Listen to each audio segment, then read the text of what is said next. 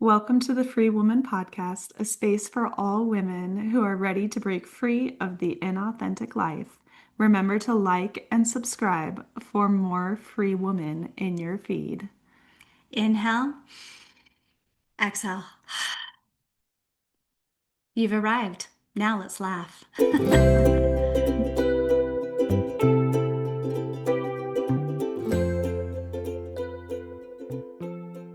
Hello. Hi, Free Woman. Welcome to our podcast. Another week has gone by. Everyone's still here. You, me, Kat. Yeah, we are still here. I'm actually feeling kind of optimistic today.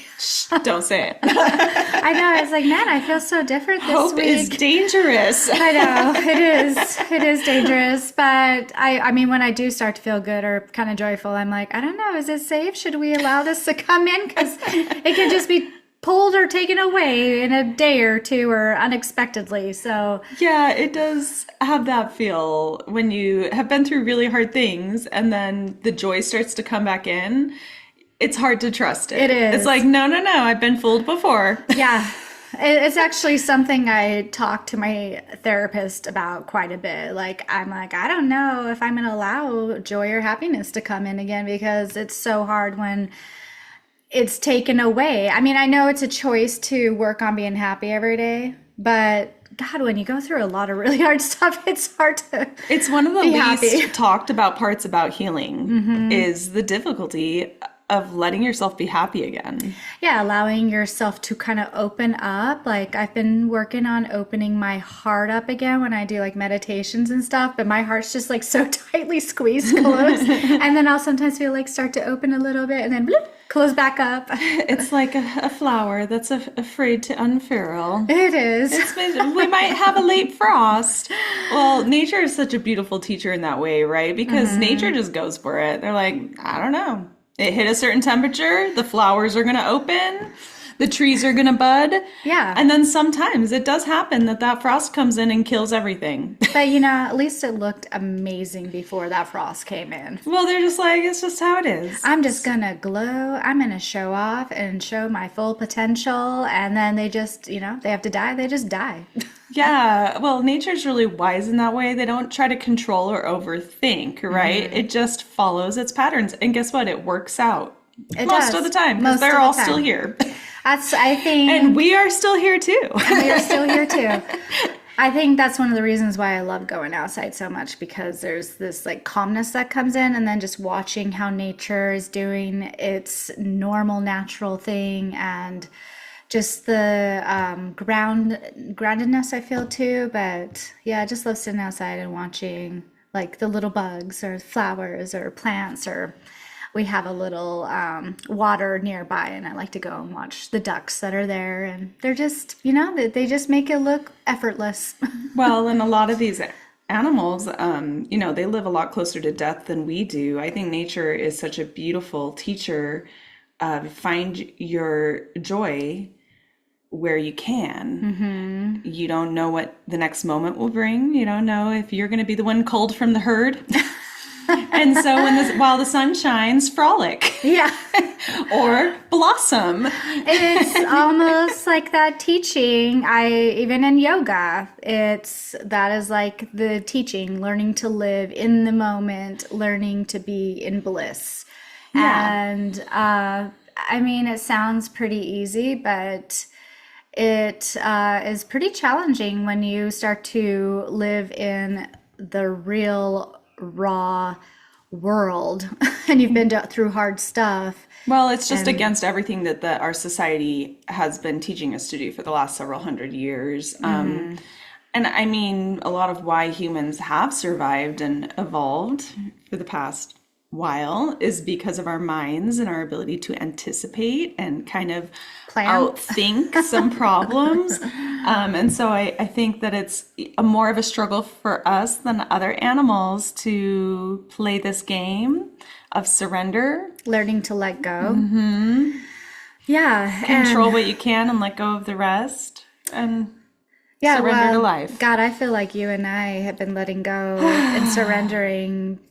I mean, I know for myself since my divorce, like 7 years, but like the last couple of years, it's even been more intense. It's like just let go of everything.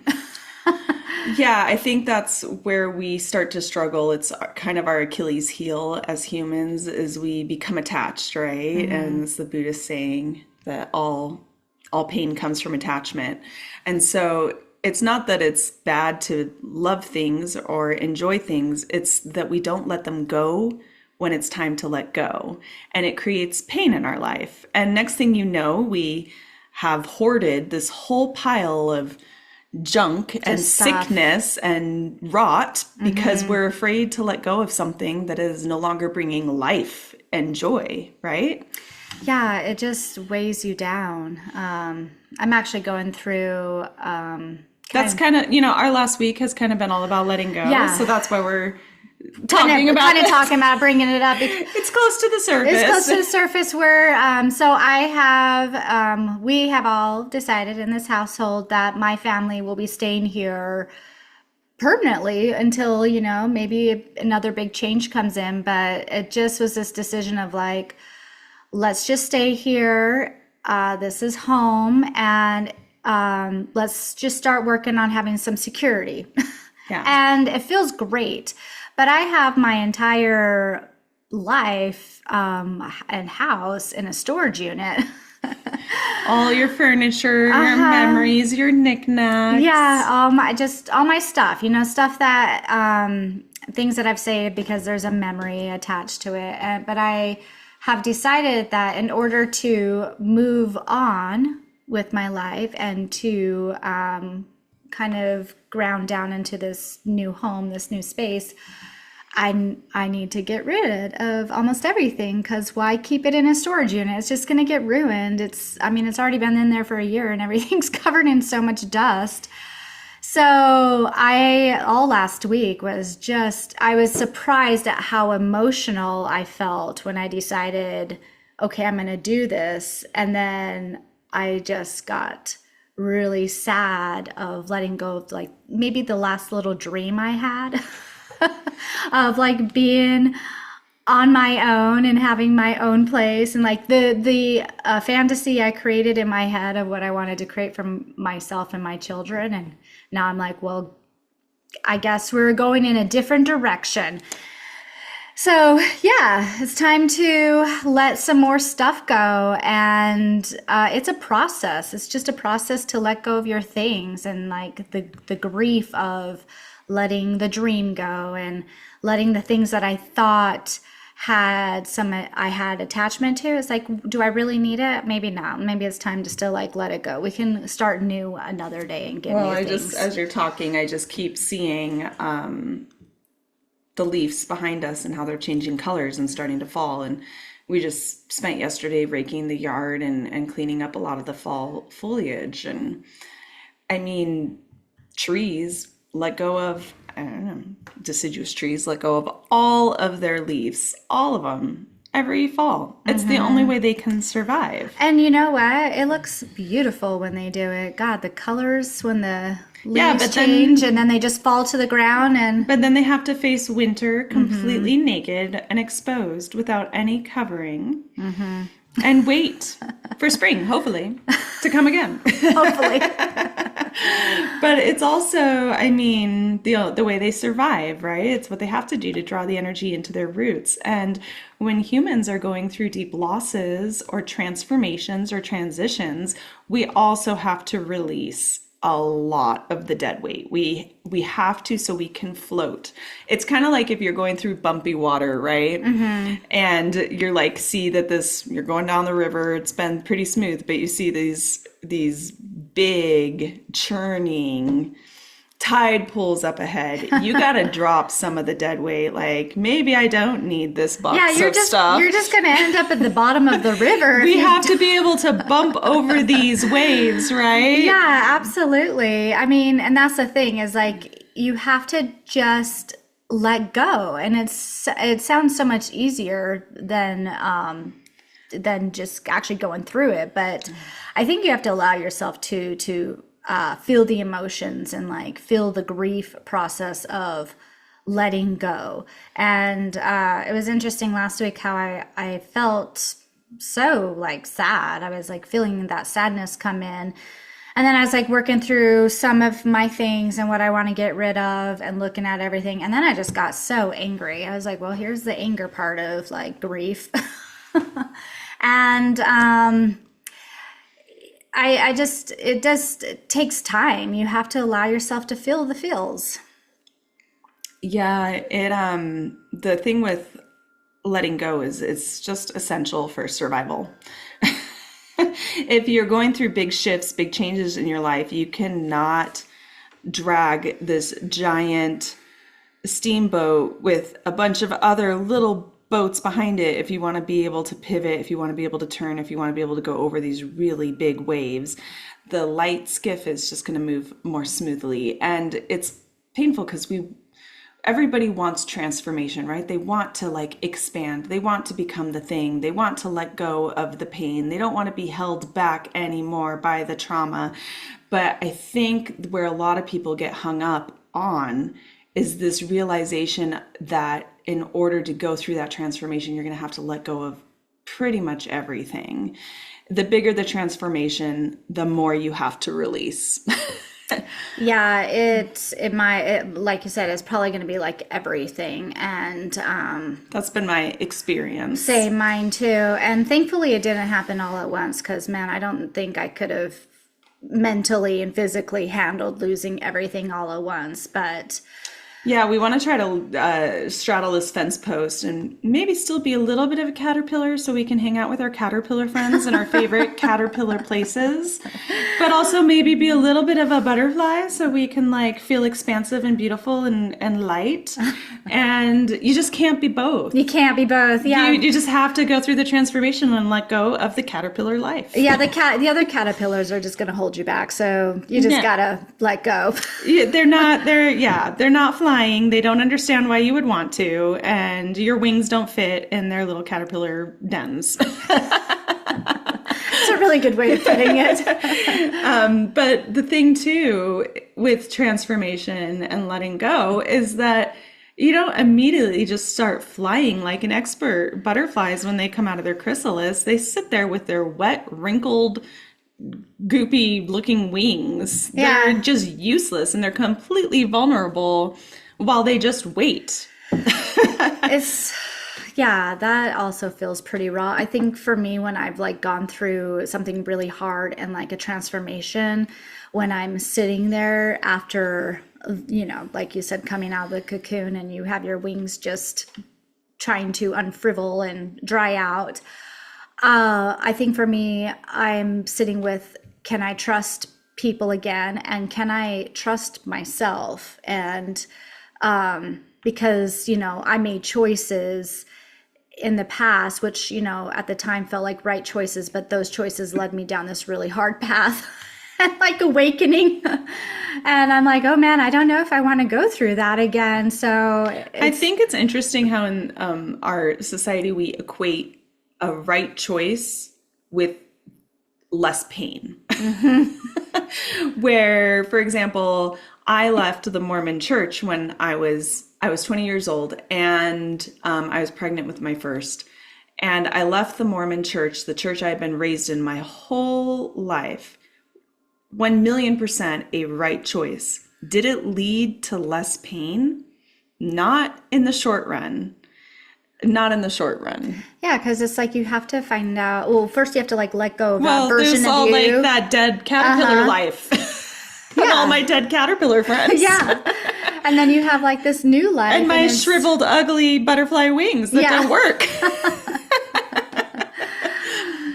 And then there were just layer after layer after layer of things associated with that had to be broken down, that had to be turned into beautiful fertilizer for my beautiful new life to bloom. But, the breaking down part, the mulch at the compost heap was awful. That I would not recommend. I mean, I do recommend, but you have to really want it, Just know that true, like, awakenings are not pretty. So I think it's interesting when people are like, oh, you must have made the wrong choice because now there's all this discomfort in your life. There's not immediate success, immediate breakthrough, immediate financial boon. But that has not been true for me. I see people making good choices all the time that do lead to discomfort, that lead to the path less trod, right? Well, I guess for me, like, especially like going back to maybe next year, or like how I was saying, like, I had made choices and these choices led me through this like really hard experience in my life.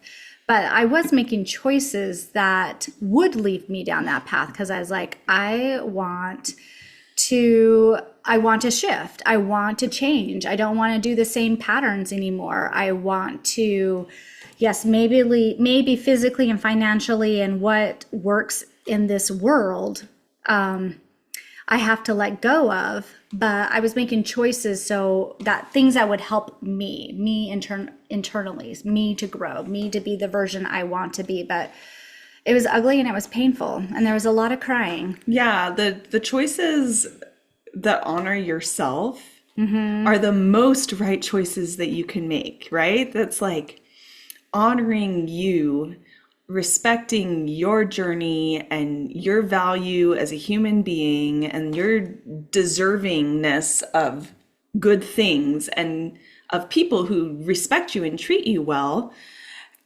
It's amazing how much chaos and destruction that can wreak in a life.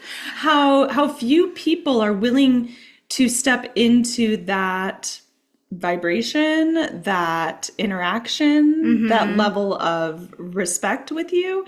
I have found that 95% of people seek out relationships that are beneficial to them. Like they are going to get something out of it, whether it's a status thing, an ego stroke, a financial gain, a I think career boost. Yeah, I think for me as a woman, like I was tempted to like go into a relationship again that I knew I was just going to be taken care of. Yeah. And I wouldn't have to worry about things again or financially stable. Even if I didn't really completely like the guy or he didn't have maybe all the expectations I had of him weren't there. I was like, it's okay. Like He's not meeting the standards you've set for yourself, but hey, he can pay the bills. Okay. Yeah. So, I tried that like once or twice and I was like, no, I'd rather be poor.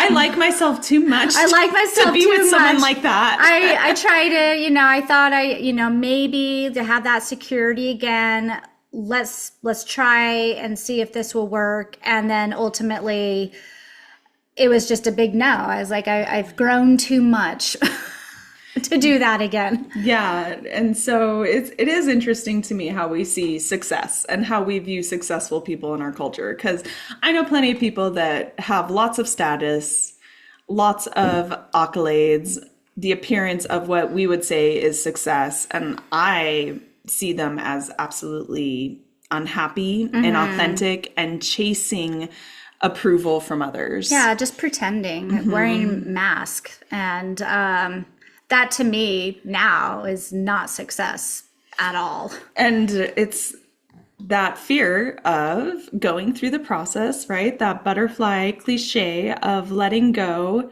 of the old life. And so the caterpillars will put fake wings on themselves and say, look at me, I have done the work. No. But it's all pretend. It's all an illusion. I and love then that. our culture looks at them and says, wow, they're so successful. Look at them. They became a butterfly without any of the loss or the pain. I love the image of about a bunch of caterpillars going around with like glued on wings They're like- and like kind of hanging off. And we're looking at them like, that doesn't look right. And then meanwhile, we're over here on this branch with our shriveled wings dripping, looking at all these caterpillars with their fake wings, and everyone's like, that looks like success over there. You guys look like you need to figure things out. Your wings are kind of crappy looking. You still look like you're going through something rough. And we're like, well, we kind of are. It is. Well, the authentic life, the life where you honor yourself and choose yourself like it's a sacred path. It is a sacred path. It's messy and it's not glorifying or egotistical. It's I just think that's why most people avoid it and don't do it. it's just real and raw, and next thing you know, you're emptying out your storage unit of dreams and having to sort through everything that you thought would be to accept what is. Yeah, and then just ugly crying while you're doing it and just really angry that this is, you thought you were doing all these things, you're making all these choices for yourself, and you thought you were going to have something at the end of the rainbow, this pot of gold that you're kind of promised when you do the hard work, and then you just realize, oh no, it's just more letting go. It's just more hard work. It's just more hard Well, work. there is very much that attitude of where's my reward? Like, I did the hard things. Surely there must be a reward for this. But the reward is just that you get to be free of toxic people and you get to live in your authenticity. And that sometimes doesn't feel like a lot of a reward when you are losing everything and poor and struggling. But it is so much more than most people have. It is. I would rather have like 2 or 3 authentic friends who I even consider like my family now than having a whole herd of friends that I had before who That will stampede you at the drop of a hat. Yeah, and I've learned it was much more of a superficial friendship than a real authentic friendship. And for me too, I think the thing I have learned by going, or the thing that I have, the gift that I've gotten from going through all this really hard stuff is all the peace. Like I just feel at peace now. I'm not stressed about things that I used to be stressed about. And now because I've had to let go of everything, I have a place that I can call home and it feels like home. So, there are rewards. Maybe there's not a whole pot of gold like I thought there was going to be. Rich and famous. Yeah.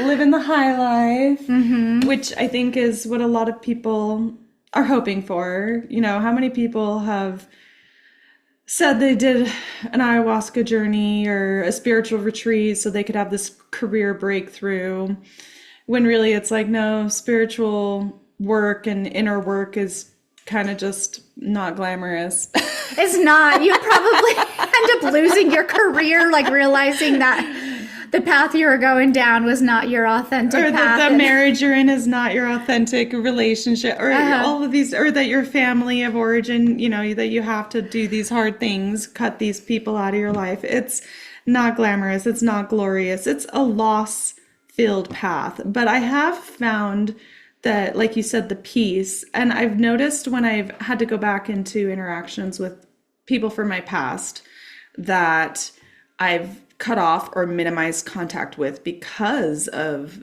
the way I feel when I'm around them. It's been very eye-opening when I go back into those relationships, even if it's just for a few hours, how drained I feel, how exhausted I feel, how it's like, I don't even know. I can't even comprehend how I endured that for years and years and years.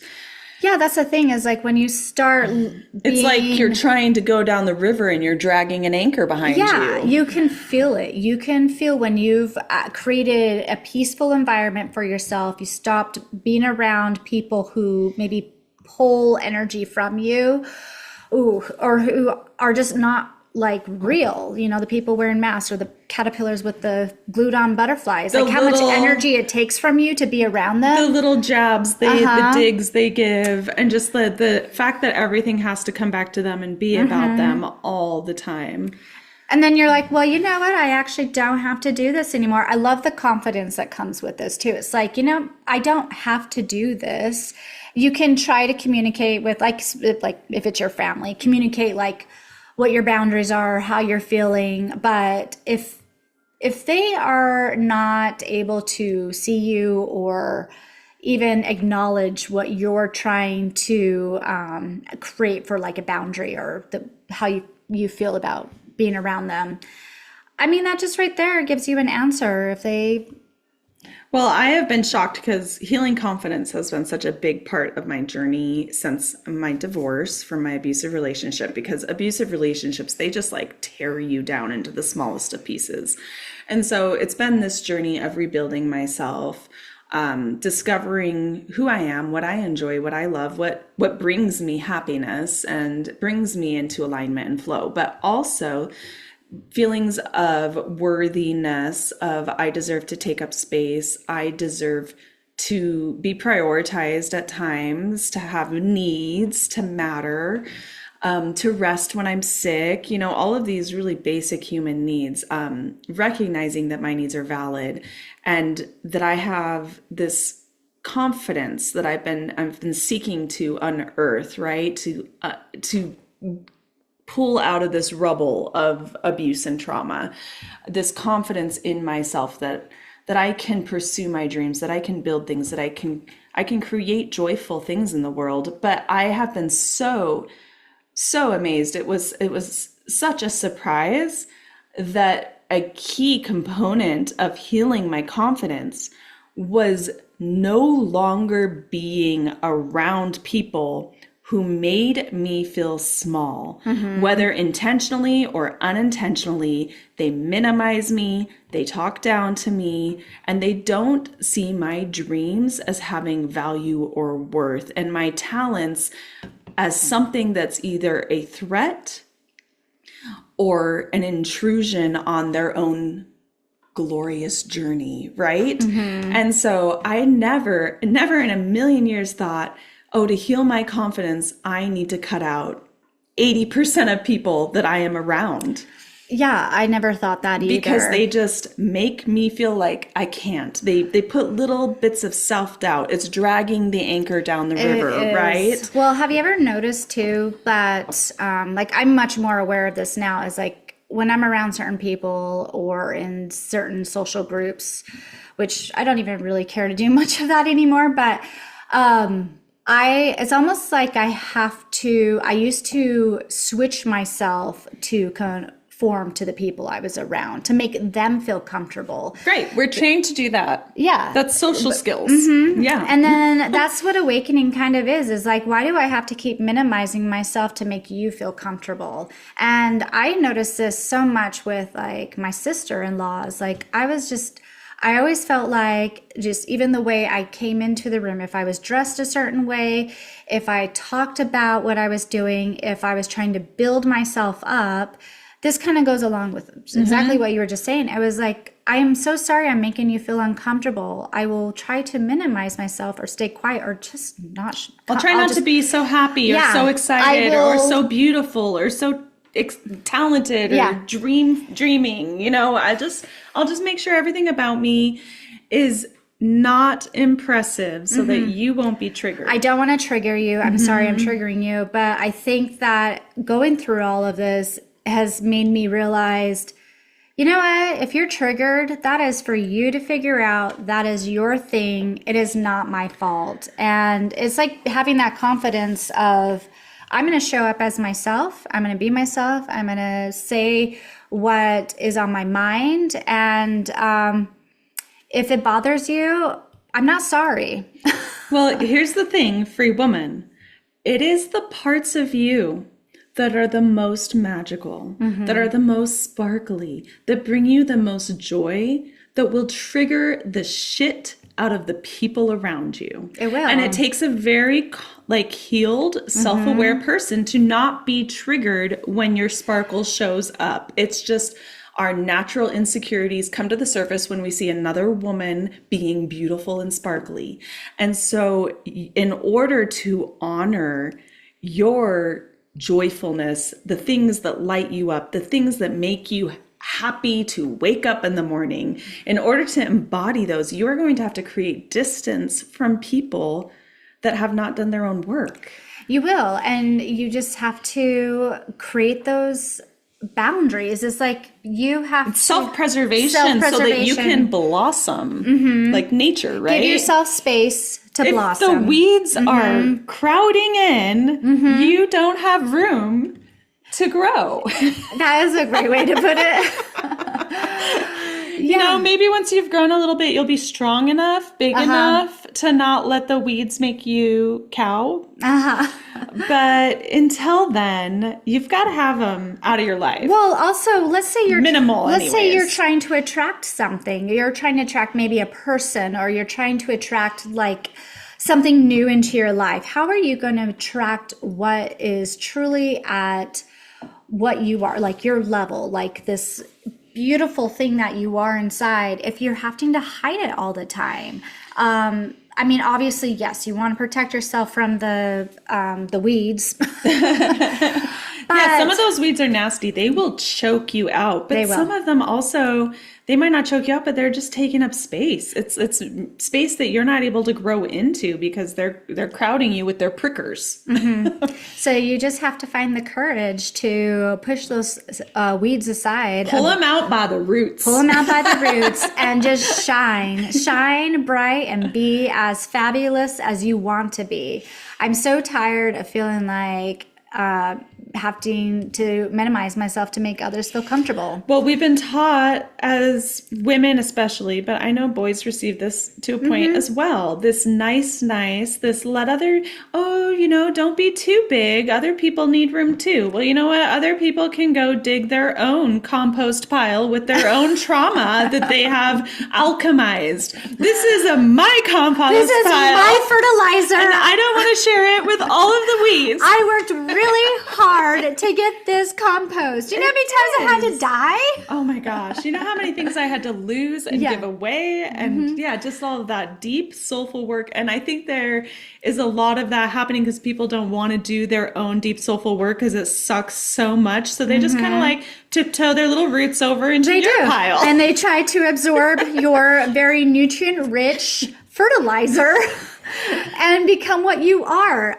No more. We're going to spray weed killer on them and keep them away. Nature teaches this so beautifully. If the plant needs to grow, if it wants to grow, if you want the plant to thrive, then you have to pull out the ones you don't want growing there. And it's the same with people. It's the same with things. In order to make room in your garden for all those beautiful dreams that you have to let go of the stuff Of the stuff. Yeah, how that is can not serving. I mean, my kind of motto is if I've had it in boxes for 2 years, it's time to let it go. Yeah. If the weed is not serving purpose in the garden, then it's time to go. We are not getting nutrition from this.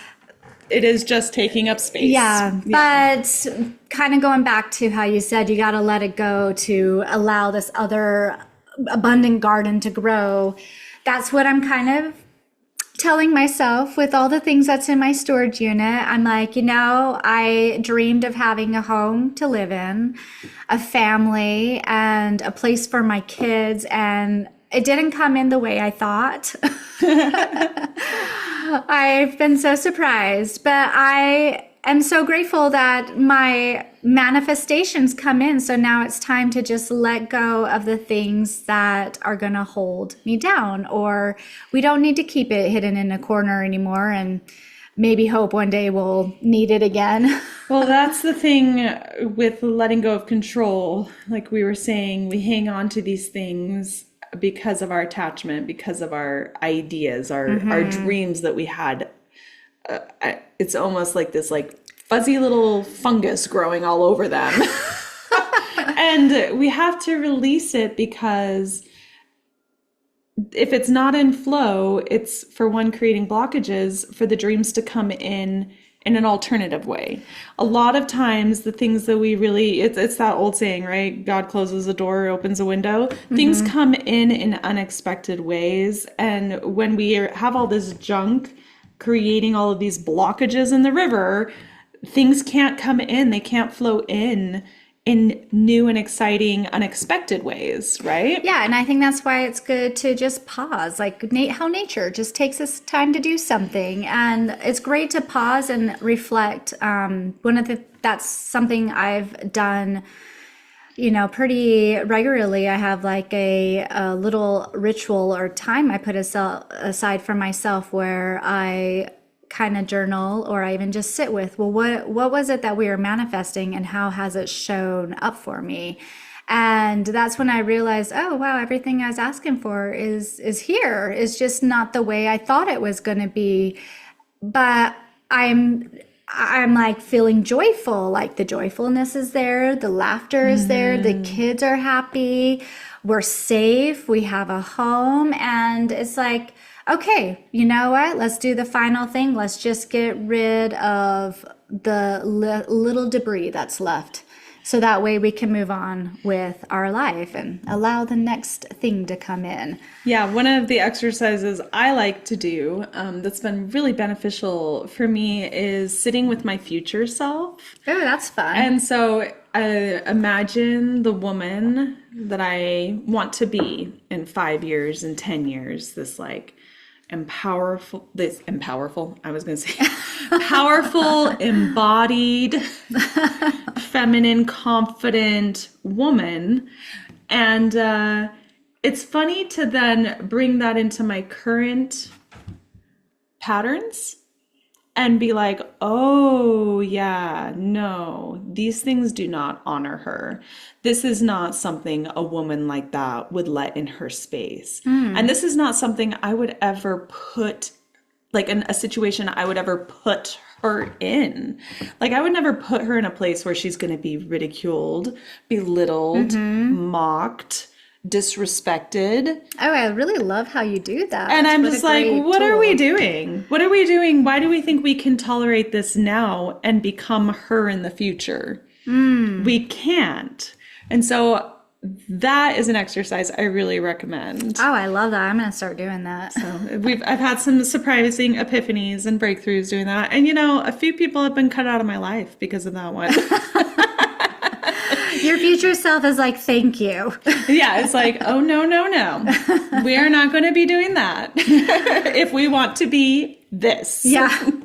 Sometimes I tell myself that too. I'm like, what can we do now that my future self will be like, thank you for getting that done and doing it. Oh, man. I mean, I already have conversations with my past self where I'm like, thank you for doing that one. Like, that was brutal. You know, like we talked about, wow, compost pile, total disintegration, like painful to go through. But look at what we're able to create now because we let go of that. Oh, I know.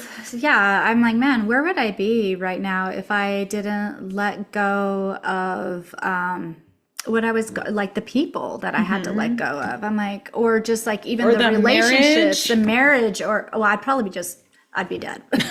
I would be so dead inside. Same. I was like, man, I don't know. Maybe we would have became an alcoholic or something. Though, like when I was going through it, like when I was making the decision to leave my husband, I really didn't have much hope. I wasn't 1,000% sure that it was the right choice. It just felt like I had to do it. I just had to do it. And now when I look back, I was just like, wow, that situation was so much worse than we realized at the time. It's so much more dangerous than I realized at the time because I had been minimizing and numbing out for so long. But I just look at past self and I'm like, wow, you badass woman. Thank you. Yeah. Thank you. Because like we're here today, like you said, probably alive today because of what she did. And so, like you said, connecting with future, but also connecting with past selves can be such an empowering thing. Yeah, I like connecting, doing past life, or not past life, but past self stuff, especially like inner child work. I really, really love doing that work and just going to that little me that didn't receive the emotional support or just acknowledgement that she needed at that time, and now I can go in there and be the adult, and that's I know it's that time of year where the flies are being obnoxious. Yeah, it's that something that's come up this week for both of us is we found old pictures and old items from when we were kids, and some of these I had never even seen. They had just, my parents put them in a box when I was 3-4 years old, and I just unearthed them this week. Well, last week. And it was such a trippy experience because, you know, you have these memories, but it's so long ago and you're so young. And it's just like in your head kicking around. So you don't know how much of it is your childlike filling in of details versus reality. And then you see the pictures and you're like, oh no, that's who I was. Yeah, some of the pictures have been really fun to look at. Some of the artwork I did too. I kept one of them that I colored. I used to love coloring when I was a kid. And I think it was maybe first or second grade, we had to color a leprechaun. And I just really love leprechauns and like rainbows. So I remember at that age, like taking my time and making it really beautiful. And then I drew hearts all over it around the edge of it. And I won a prize for it. I won the best picture in class. And I also remember the ridicule I got from other kids that I won. They were like jealous that I won. They're like, oh, it's because she drew hearts around it. Oh, it's because she made it so colorful. You know, things don't really change when you're 40 versus when you're in elementary school. I know. I was thinking about that. I was like, man, even then. And I remember feeling like going into myself and feeling like, oh, you made it too colorful. You made it too bright. And I have struggled with being my true self probably up until like, I mean, even now I still have insecurities of like showing who I am and the brightness, because I have, as a reminder of looking at that picture, I'm like, oh, I was being picked on for it and I won and I should have been celebrated. But most of the classmates were like, oh, she shouldn't have won. It's because she did this. Oh, it's really not that pretty. And I just remember feeling embarrassed too. And I'm like, man, thank you for the reminder that insecurity is still there. It's something I'm still working on. But I also told myself, I'm like, we did do a great job. Good job, us. Like, you did. We deserved to win because look how pretty this looks. Yeah, it's crazy how many of those things that happen, they're just such small things when we're kids, but they leave such a deep impact. Yeah, I'm just living with that my whole life. It's like still with you. Stop trying so hard. People really don't like it when you make things look that pretty. And so I've been trying to not be too pretty, too bright and colorful and happy and joyful. I mean, now I can say I really don't care as much. I mean, I do still get insecure if somebody like feels uncomfortable around me, but I think I'm too tired to care now. Well, it's just a process too. Like I said, if the abuse, but I mean, you don't even have to necessarily experience that abuse from a romantic partner. It can come in so many forms. It can just be like normal everyday trauma of being alive. And as you start to do the healing work, it's like you're digging through the rubble. Oh my gosh. You're trying to find the pieces of yourself, who your authentic self is. And you're also trying to like rebuild like this confidence, because I think that everybody from elementary school forward, there's this like tearing down of our confidence in order that we can make other people comfortable, that we can fit this mold rather than just be who we authentically are. Well, I've just decided that I'm going to be who I am now, and the people who are comfortable being around me obviously are going to stay in my circle, and by being who I am is going to bring in people like that. Yeah. It's like, that is now my goal. That is my goal now. I'm not going to try to conform or make others feel comfortable. I mean, I do care about other people if I am making them uncomfortable because I'm not being mindful about how, if I'm saying something that's rude, but I'm talking about, just being myself makes someone feel uncomfortable. I'm not going to let that weigh me down like it used to. Yeah. Well, it's the journey of self-love, which is something else that a lot of people talk about, but it's really just... I know. Even like how people talk about inner child work. And sometimes I hear people, I'm like, I don't know if you're really doing it. The inner child stuff. You seem like you still are hanging on to too many things in your life. I'm thinking maybe you're a caterpillar with wings taped on. Yeah. Because it's just so deep. It is so deep. And it's not just like a one and done thing. No. Like this is like lifelong. Like this is like I am weekly working on these things with a therapist and then on my own. And then, I sometimes I'm like, I just need to be human for a few days. Let's not like try to go inward and look at everything all the time. Yeah, sometimes you just have to be human for a while and pay bills and, take care of children and feed people. Yeah. It's like you can't always be in the depths of You can't. the unconscious. Yeah. It's not healthy to do But that. even accessing the unconscious, I mean, it can be really confusing. Childhood memories are a good example of like, well, what is it that I told myself versus what is real versus what other people told me was real. And so that's why it was so fun finding the pictures and like seeing which parts of me have always been there and are still there now. Like the writing of stories. I wrote so many stories then, and I have really found a lot of healing through writing as an adult as well. But also the silliness. I found a preschool picture where I was just being so cute and so silly. And I'm like, man, that was not tolerated in my family. That was very triggering for my family, who were very rigid, practical, proper people. And I was this silly little girl. And then also seeing that silly face is one that my current 3-year-old makes. And I was just like, oh my gosh, I just love when he does that. I love that part of him. And maybe that part of him came from me. Yeah.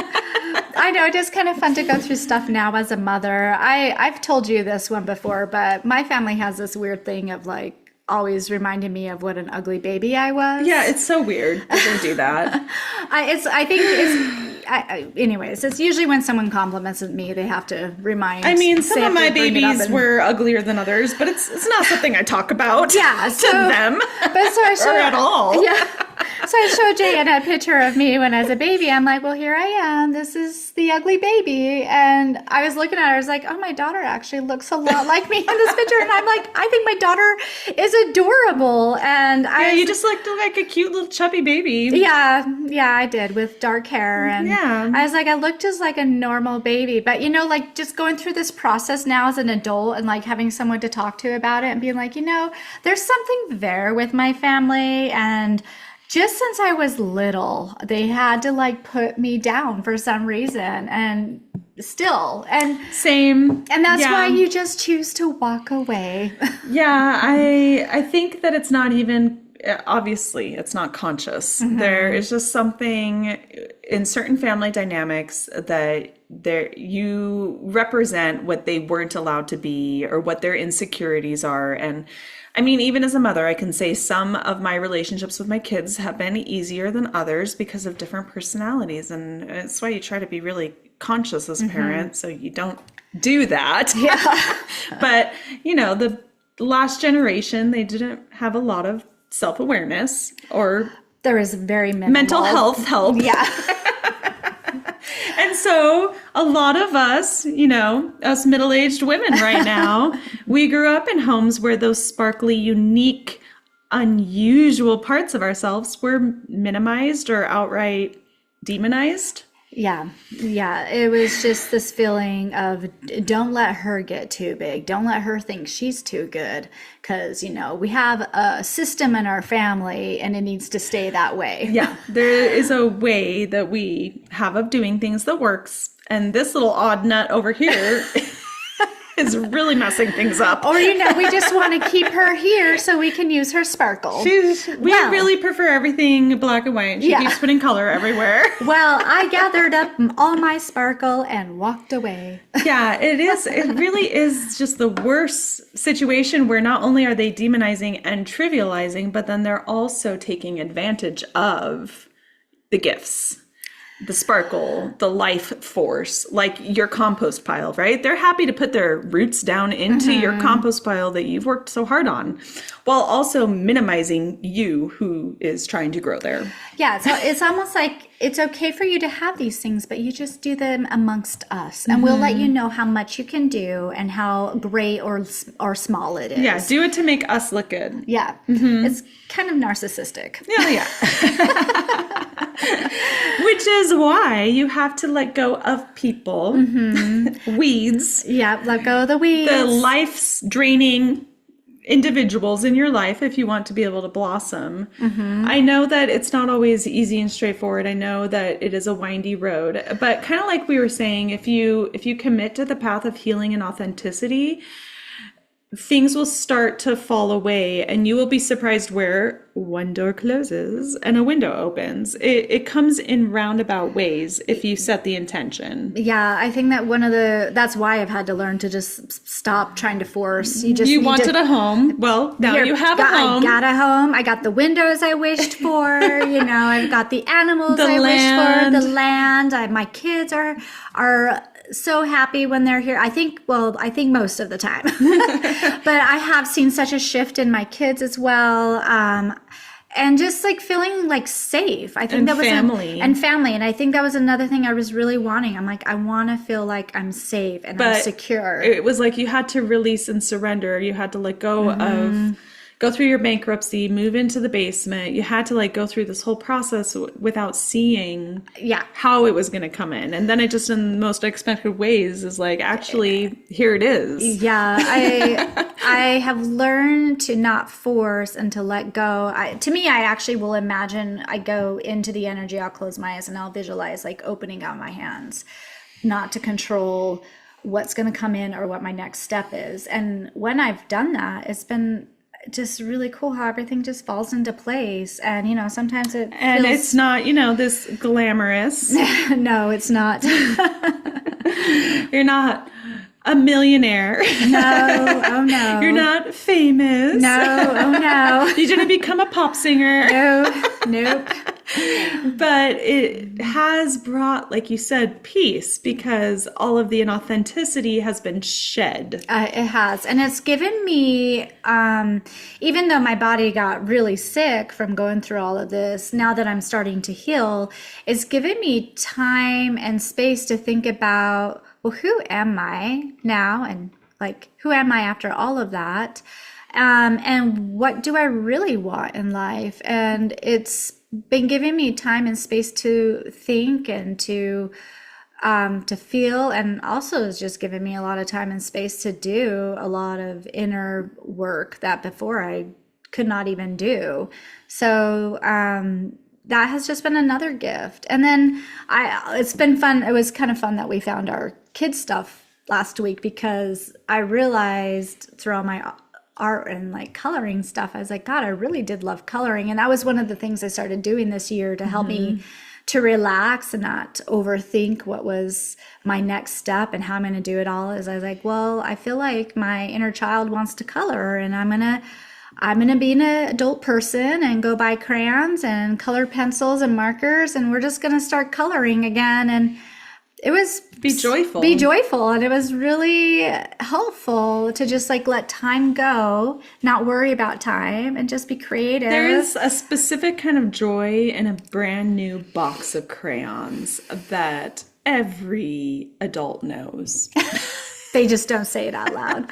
Well, we just tell ourselves that we're not supposed to do that anymore. But guess what? I've got $6 and I can get myself the big old box of crayons. Brand new. I know, the big box that I couldn't get when I was a kid because they would just buy the small one. For some reason, they always got the small one. Yeah, I did get a huge box of crayons for Christmas one year. And I took those with me even when I moved at 18 years old in my suitcase to Florida. Yeah. And the only reason I still don't have them is because we put them in the attic and they melted. Oh, that's sad. How sad. Yeah, but isn't that a great symbol? It is. Yeah, but I also don't want to minimize how hard the letting go part is. Mm-hmm. So if you're kind of playing around with this idea, free woman, of shifting things in your life, of wanting to live more authentically, of wanting to let go of some things, yeah, it's gonna be hard. It's gonna be emotional. It's not gonna be glamorous. People you thought were gonna be there won't. And you're just going to have to do it because you are going to choose yourself over everything else. You are going to choose to love yourself even if it's this hard. Yeah, just ask yourself. When I started to kind of clean house, I guess you can say, like deciding if I should go no contact with my family, go in no contact with certain people, or start pulling myself away from certain friendships, I would sit with it and I'd be like, does this bring me joy? Do I feel at peace when I'm with this person, around this person? And the same thing with like objects or things. And, I would just sit with it. And the answer would come in, and I would be like, no, I do not feel at peace. I am not feeling joy. And that was like my new, like, kind of like thing I wrote down. If I do not feel peace with it, if I do not feel joy, we are going to not let it come in, because we are trying to create a space for myself to feel calm, because I'm going through so much hard things. And if I don't feel calm or at peace, I'm not going to be able to get through stuff. And that's what I did. And it worked. It helped. And I remember the first Thanksgiving where it was just me and my kids. I didn't do the family stuff anymore. And, I discussed it with my kids, what's going on, how I'm handling things. And they were on board with me. And I love my kids so much because they have just like been by my side through this whole thing. And they trust me and they listen to me, and they're seeing it too. But that was like such a great Thanksgiving. It was easy too. We didn't have to do all the work. Mm-hmm. And, I'm like, what kind of foods do we want? How do we want to do it? And we ended up just relaxing all day too, and watching shows and snuggling. And I think one of my favorite Thanksgivings I've ever had. Yeah. Yeah, you just have to decide that your peace and that honoring yourself, honoring that woman, that future woman that you're envisioning, is deserving of doing the hard things, of making the sacrifices, of going through the discomfort, of closing a door before you can see another opening. I have found time and time again that life asks me to close doors before showing me what is coming next. There has to be a season of sitting with your branches empty, of sitting in the winter before spring comes. You have to shed your leaves, you have to release, and then you have to wait. But time and again, I have found that if I am honoring myself in the process, in the releasing, that something beautiful always comes in. I really love that. I have nothing more to say. That was beautiful. That is exactly what it's like. And I think the waiting, when the branches are Winter dead, sucks. winter is hard. It is a really hard place for a lot of people. Sometimes it's record snowfall. Sometimes it's record-breaking lows and frost. Really short days, not as much sunlight, but Sometimes you lose a branch or two. yeah. But it's finding ways to have joy and happiness even in that. And like you said, kind of connecting with like your future self. Oh, yeah. And that sky is so glorious in the dead of winter. The stars, the crispness. So beautiful. The way that the frost will just coat the trees and glitter. I love when the There are snow is moments glittery. of joy even in the darkest nights. And I feel like I get really great sleep in the winter. So That's true too. So rest is necessary for you to bud and start growing something else. I'm just wanting to honor that it is hard. It is the hardest thing I've ever done. And I've had to go through a few phases of that. And it, like we've talked about before, the more you grow into the process of, sometimes we shed and sometimes we wait and sometimes things grow, the easier it is to trust. But it's not fun. I wouldn't say it's a trip to Disneyland. No. I wouldn't say that it's glamorous. I wouldn't recommend it lightheartedly to people. Well, I think for me, like when I know winter's coming, it's like, okay, well, we know what to do now. We know how to... You pull that energy down into your roots. Yep. We know how to survive this. And We've when done the it a few stars times. come out and the beautiful frost glitters, you just soak that up while you can. Yeah, and like you said, you know now that a door has to close, and once it's closed, then you can kind of see what the next thing is. Yeah. But it's like once you've done it quite a few times, it's a lot more easy to just surrender into that. To the process. To the process. So if you're going through this for your first time, or maybe your second or third. Just a harder round. It's just a little bit of a deeper winter this time than you've ever been through. That lasts a couple years. It's like, oh, it's still snowing. Okay. Yeah. I have also kind of seen it as like the Tower card in tarot, like in order for this new thing to come in, it's like everything just has to crumble and be destroyed. It's the forest fire, so the new buds can grow, and some things in the forest won't grow without that fire. It's part of the process. But then the soil is just so rich. So, Though, I have found that the winter phase is also the most honest. When the branches are bare, there is no hiding. And that's part of what's so uncomfortable about it, is all of your protective coping mechanisms, the way you kind of softened the truth, softened reality with things or distractions or prettiness. It's just gone, and everything's just laid bare, and you're not the only one who's able to see it. It kind of feels like you're exposed to the world in your nakedness. Well, I mean, that's how you find out who people really are and what their true colors are, and if people are going to be there. That's how you find out who you really are too. Yeah, it's like, oh, I didn't realize that we had this snaggly old branch over here. We might need to shed that. We might need some pruning. It might hurt a little to prune it, but you'll look better afterwards. Yeah, it's not what we hoped. We had dreams for that branch. We thought the kids would put a tire swing on it and there'd be so many memories. But guess what? It's dead now. It's diseased. There's bugs in it. Just let it go. That thing is going to make you sick. Yeah, exactly. And so it is a sort of an assessing period too, which is part of why it's so uncomfortable, because you're kind of left with the reality of what is as you begin to shed with the bare facts of the situation. And it's hard to be that raw in front of people, and people are like, how are you? Gosh, and it's I'm hard like, to be that raw with myself sometimes, where I'm like, what were my intentions in this situation? Where was my ego maybe getting a little out of whack? I know. Where were maybe some of those childhood coping mechanisms coming through, some of those unhealthy patterns? Yeah, having to really be honest with yourself is hard. It's part of the process that you don't realize is the next step to, I mean, I hate saying it, but it really is like having an awakened mind.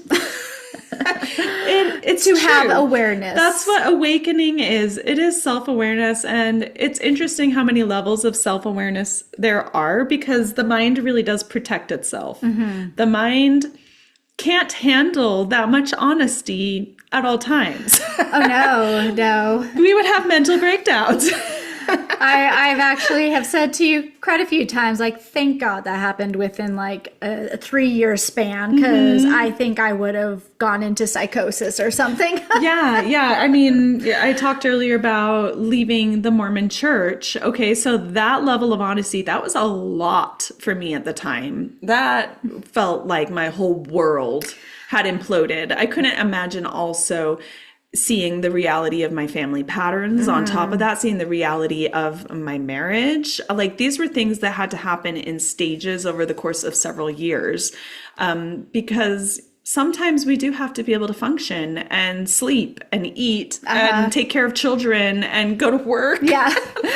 I was just thinking about like going back to the constantly in ego death. No, you cannot. Physically you cannot do it. Like that would lead to psychosis. It would, your mind. And we have like a fly bugging us, and I'm like, God. Speaking of not letting go, fly, it is that season where the flies need to die, and the cold is coming in, and they get really frantic and obnoxious. They're so annoying. Like, just let go, just die. Just die. You're gonna die. So, but yeah, I was thinking about how, like, going back to the joy and happiness, and how it's hard to like let it come in again, because I'm like, well, I'm so glad I'm feeling this, but is it safe to open up my heart and like kind of open up and blossom and let this come in? Because I know that winter can come again. Well, it's not, and winter will come again. It will. It's part of the pattern. But not only is it a brave act for you to do. It is an essential act because you see a stark difference in adults, in individuals who have not allowed their heart to open up versus the ones who have. It is a courageous act to allow joy in again, but it also is what keeps you from becoming bitter, I was just gonna say you can choose either from becoming jaded, from becoming hard, from becoming toxic. Yeah. Yeah. So it's like this grace of going through like these awful, painful things and also keeping a soft heart that's willing to blossom and open. Oh, well, it sounds so much easier when you say it like that. It sounds very poetic, but it's actually a warrior's task. It is. I mean, I've like felt the bitterness come in a few times. I'm like, well, oh yeah. Well, I'm not going to do this because then this will happen. I know. I felt it too. I mean, because it was just one thing after another. And then when they started, I felt like I was being asked to sacrifice my kids too in this process because of what was happening with the divorce. Yeah. The bitterness wanted to come in so bad. I was like, oh no, I've given up everything. Don't ask me to give up this too. Well, I know. Well, I just wanted to be angry at the world. And I was for a little while. And it's okay. I mean, you can't deny I shook my empty branches at the sky. Yeah. You can't deny the phase of being angry. Like you should be angry too. That's part of the entire grieving process. Man, we could do a whole podcast on anger and how essential anger is and how sick we become when we repress it. And we've been, I mean, especially, I mean, I know little boys are taught like not to cry, but it's almost okay for them to become angry because they're little boys aren't allowed to cry. Girls aren't allowed to be angry. Yeah, we're not allowed to be angry. But you know what? If you don't let that anger out, it just turns into that bitterness. It's your warrior's cry. Yeah. It's like you have to have some kind of self-preservation, some kind of like, I deserve better. Yeah. Yeah. So, but I found that for me, it was just like this process of feeling all the feelings, including anger, and then allowing myself to find joy, even though the world was this dark, cruel place. The world is horrific. There are horrific things in the world. A lot of them that we don't even see because how sheltered our life has been here in the States. But there is a darkness in this world and we all come up against it. And how do we choose joy even when the sky is without stars? How do you find the light within you? And that is what separates the victims from the free women. It is. Well, I think that's the thing that the darkness in the world is trying to fight against or try to show you. It's telling you that there's no point. There's no hope. There's hanging on to your light. Yeah. But that's the thing they can't take away is that willpower and that choice to have joy. It's something that even survivors of the prison camps in World War II have talked about, and how there was a clear division between people who surrendered to the hopelessness or even the darkness where they would abuse each other, and people who chose to keep their humanity, to keep their light. So, free woman, you have a choice. And what is it going to be? Choosing that light? Choosing yourself? Or letting them win. It doesn't matter how dark your life has become, because even survivors of the Holocaust found a way to hang on to their light. So it's a choice, and it is a choice that you have the freedom to make. Well, I'm choosing the light. And I am too. And you know what? I think that you're worth choosing the light as well.